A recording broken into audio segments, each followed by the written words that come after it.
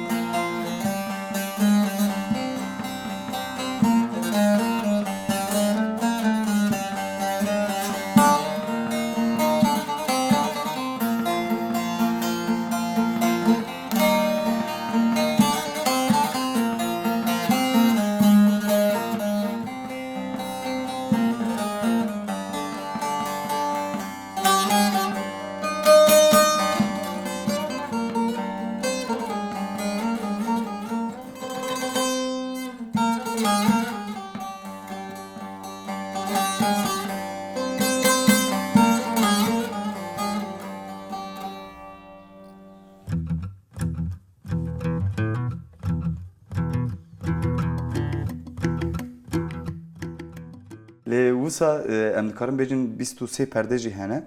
Yên kîjan dengê de jî tu bixwazî bikarbînî heft wek em bêjin heft e lê wek gam tu bêjî heşt denge ye. Do re mi fa sol la si do.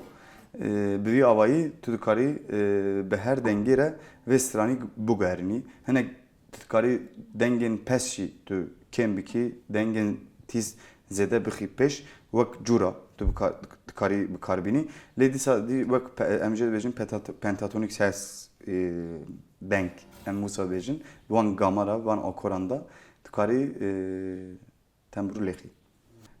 Müzika Kurdî de bi rastî jî bi salayê tên bikaranîn. Lê taybetî jî herema yên ku em jê dibêjin ya Alewî awana daha baştir bi rastî bikartînin wek çanda wan e. û bê nota bê sîstem awana lê dixin lê wek tarza xwe afirandine mînak ez dibêjim şelpe jê dibêjin ew lêxistina wan cuda ye. Taybetî jî Herema Kurdistanê wan herema baş bikartînin. Lê aliyên Herema Amedê Herema Rojava ve demên pêş 5 sal 7 salê daha baştir bi tarzekî cuda bikartînin. Lê vê demên taybetî jî 30-40 salê da tam ketiye jiyana me ji ber ku ew çand lêdanîn nawî tu dikarî mesela piçek amûrên din hêsantir e. Tu dikarî baş hîn bivî, tu dikarî bê hînbûyîn jî mesela neha kesî işte hîn bike, tu dikarî bixwe jî hîn bivî. Gelek kesî wisa hîn bûye mezinên me. Vê mamoste an jî sîstem pergal pişre hatiye jiyana me.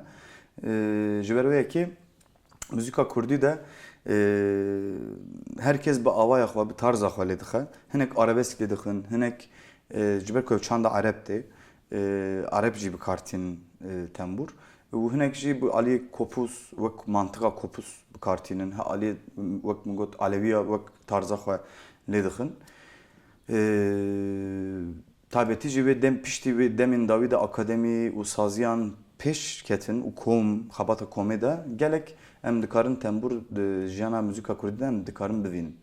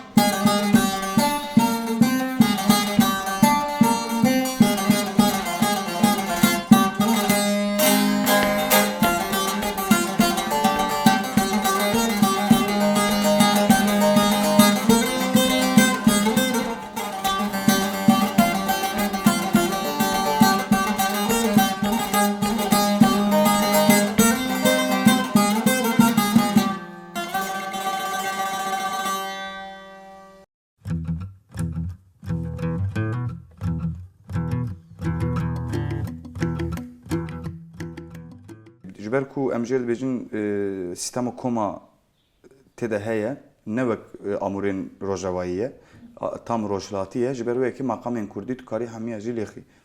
Cana dikarî perdeyan jî bilêzî.